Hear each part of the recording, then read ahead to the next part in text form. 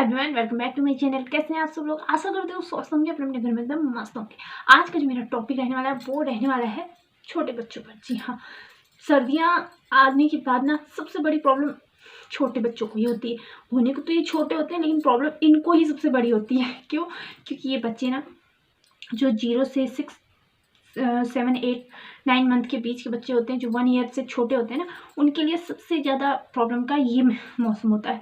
क्योंकि ठंडियों में ना रूखी हवा, रात में और दिन में कभी सुबह अचानक तापमान, क्योंकि जो दिन में होता है तापमान अलग होता है, रात में अलग होता है, सुबह शाम सब अलग अलग होता है। तो उस तरह की प्रॉब्लम से बच्चे एकदम से जब फर्स्ट टाइम पर फेस करते हैं ना, तो उनको सबसे ज़्यादा प्रॉब्लम होती है। क्यों? क्योंकि उससे पहले ना बच्चा अपनी माँ की कोख में आराम से सेफली होता है ना। 9 मंथ वो बिल्कुल कोई भी उसको हवा नहीं लगी होती है। तो इस वजह से वो सबसे ज़्यादा दिक्कत छोटे बच्चों को होती है। और जब कोई न्यू पेरेंट्स बनते हैं ना, तो उनको थोड़ा और ज़्यादा टेंशन होती है, भाई सर्दियाँ हैं, कैसे बच्चे को देखेंगे। और कभी कभी क्या होता है ना, बच्चे को जब न्यूली कोई भी कपल पेरेंट्स बनते हैं, तो वो सबसे ज़्यादा प्रॉब्लम क्या करते हैं, वो सोचते हैं सर्दियाँ हैं, बहुत ज़्यादा सर्दी है, तो बच्चे को बहुत सारे कपड़े पहना देते हैं। तो इस वजह से भी उनको बहुत सारी प्रॉब्लम का सामना करना पड़ता है। तो कौन कौन सी प्रॉब्लम है? क्योंकि जो वैसे आजकल क्या हो गया है ना, जो पेरेंट्स ना सिंगल फैमिली वाले हो गए। अब पारंपरिक जो पहले होता था ना, कि हम अपने बड़े बड़े लोगों के साथ ही रहते थे, तो उन लोगों के साथ अपने जो बच्चे होते हैं ना, वो कब बड़े हो जाते पता नहीं चलता। लेकिन आजकल ज़्यादातर जो पेरेंट्स होते हैं वो अकेले ही होते हैं, तो इस वजह से उनको ज़्यादा प्रॉब्लम का सामना करना पड़ता है।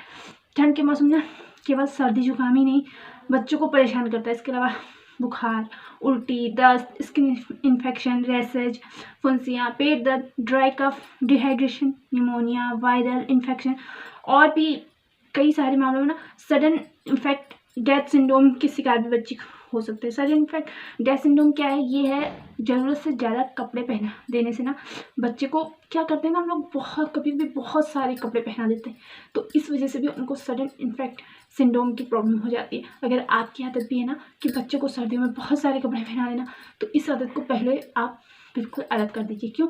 क्योंकि बच्चे को ना हिसाब से ही कपड़े पहनाइए।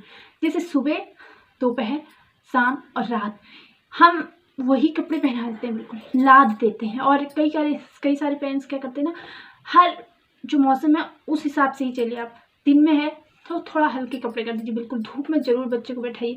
कई बार क्या करते हैं ना पेरेंट्स, बच्चों को धूप में नहीं ले जाते हैं, खास करके मम्मियाँ, कि बच्चे धूप में काला हो जाएगा तो बच्चे को हम धूप नहीं दिखाएंगे ज़्यादातर, है ना। ये अगर आप सोचती हैं ना, तो ये गलती भी बिल्कुल ना करो, क्योंकि बच्चों को धूप में ज़रूर बैठाना चाहिए। क्योंकि धूप से विटामिन डी मिलता है और बच्चों के लिए विटामिन डी बहुत ज़रूरी होता है। क्यों? अब आप कहेंगे बच्चा काला हो जाता है, कहते हो ना आप लोग, बच्चा काला हो जाता है। मेरे बच्चे ना जब छोटे थे ना, तो वो सुबह 10 बजे से शाम को 3 बजे तक धूप में ही रहते थे। फिर मैं उनको नीचे नहीं लाती थी, क्योंकि मेरी सास उनके साथ ही रहती थी। तो ये एक होता है, जब हम पूरी फैमिली, जॉइंट फैमिली के साथ रहते हैं ना, तो हमें उस बात का निश्चिंत हो जाते हैं कि हाँ बच्चा धूप में रहेगा। अब हम सिंगल पेरेंट्स हैं, तो हमें भाई हम सिर्फ धूप में तो बैठ के होगा नहीं, नीचे हमें काम भी है, तो हम बच्चे को नीचे ले आते हैं। तो अगर आप सिंगल पेरेंट्स भी है ना, तो इस बात का तो हमेशा ध्यान रखो कि कम से कम 2 घंटा बच्चे को धूप में आप बैठाओ। और ये कभी मत सोचो कि बच्चा काला हो जाएगा। थोड़े दिनों के लिए वो काला हो जाएगा, लेकिन बच्चों का जो कलर होता है वो चेंज होते रहता है। पहले आप बच्चे को कलर से उसको कभी भी ये मत कहो कि बच्चा काला हो जाएगा, धूप लग जाएगी, स्किन उसकी जल जाएगी। और कोई भी, क्योंकि हम बच्चों पे कोई ऐसी क्रीम भी नहीं लगा सकते, तो अक्सर मम्मियाँ इस टेंशन में रहती हैं कि बच्चा काला हो जाएगा। तो ये तो बिल्कुल नहीं सोचना है आपको कि बच्चा काला हो जाएगा। अब आती है कपड़ों की बारी। सुबह के टाइम पर आप उनको अच्छे कपड़े ऐसे हों हर हमेशा जो सॉफ्ट हों। और कई बार क्या होता है ना, बच्चे जो पेरेंट्स होते हैं ना, वो अपने बच्चों को नए कपड़े ही पहनाना पसंद करते हैं, जबकि कायदे से आपकी जो सासू माँ होंगी, आपकी मम्मी होंगी ना, उनसे आप पूछेंगे ना, तो वो कहेंगे कि हाँ हमने अपने एक बच्चे के कपड़े दूसरे बच्चे को ज़रूर पहनाए। और ये होता भी, क्योंकि वो बच्चे ऑलरेडी जो कपड़ा होता है वो पहना हुआ होता है बच्चा, तो वो सॉफ्ट होता है।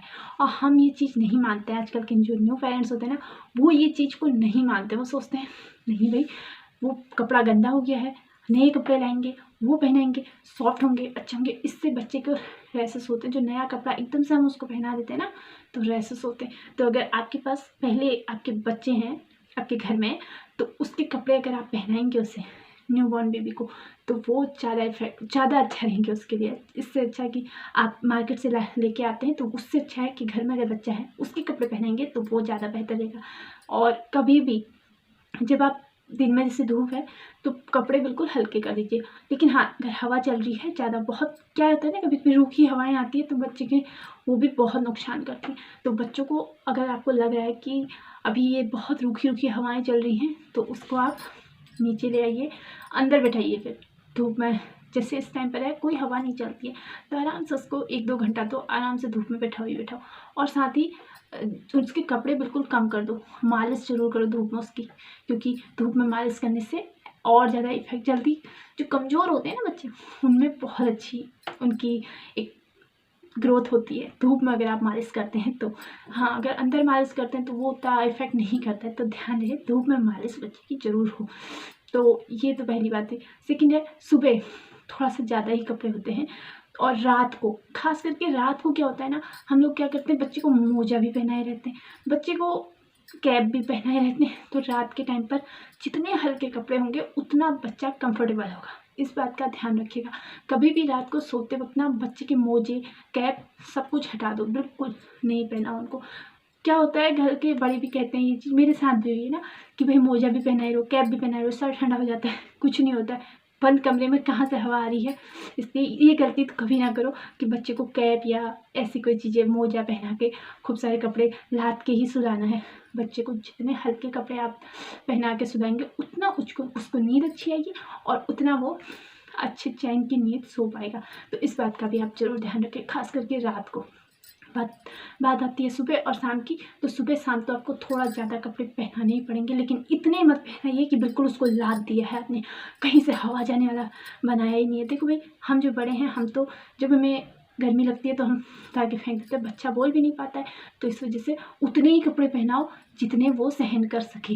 ये नहीं कि आपने सब कुछ उसको बस बांध दिया एक हिसाब से कस के उसको कस दिया है, ऐसा भी ना करो।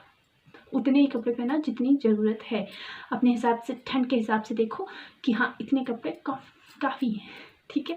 इनर और ये तो आजकल होता ही है, साथ में स्वेटर वगैरह आप देख लीजिए। कैप बच्चों को जरूर लगानी चाहिए, वो तो है ही है। मोजे भी जरूर होने चाहिए, क्योंकि बच्चों के जो हाथ पैर होते हैं ना, चाहे आप उन्हें कितने भी कपड़े पहना दो, आप उनको ग्लव्स भी पहना देंगे, पैरों में 2-2 जोड़े सॉक्स भी चढ़ा देंगे, तब भी क्या होगा, उनके हाथ पैर आपको ठंडे ही महसूस होते हैं। ये खुद मेरे साथ भी हुआ है, तो मुझे पता है। मैं सोचती थी इसके तो हाथ पैर ठंडे ही रहते, पता नहीं गर्म क्यों नहीं होते हैं। दिन के टाइम पर, जब सुबह दोपहर शाम के टाइम पर, नहीं दोपहर में तो जब वो धूप में चला जाता है तब तो सही रहता है, लेकिन हाँ सुबह के टाइम पर ना जैसे ही वो बिस्तर से हटाओगे उसके बच्चों के हाथ पैर एकदम से बिल्कुल ठंडे हो जाएंगे। तो ये थी मेरी आज की वीडियो, जिसमें मैंने आपको बताया जो 0 से 8-9 मतलब 1 साल से अंदर के बच्चे के लिए आप ये चीज़ें जरूर करें, खास करके सर्दियों में। सर्दियों के मौसम में ना बच्चों की कुछ खास देखभाल होनी ही चाहिए। तो कैसी लगी आपको वीडियो, ये आप नीचे कमेंट सेक्शन में बताएं। एंड वीडियो पसंद आई हो तो प्लीज़ एक लाइक शेयर जरूर करें। एंड न्यू विजिट कर रहे हैं अपने चैनल पे तो चैनल को सब्सक्राइब कर लें बेल आइकन के साथ, ताकि आगे मैं जो भी वीडियो बनाऊँ उसका नोटिफिकेशन आप तक पहुँचे। Thank you so much, thank you for watching, take care, bye bye.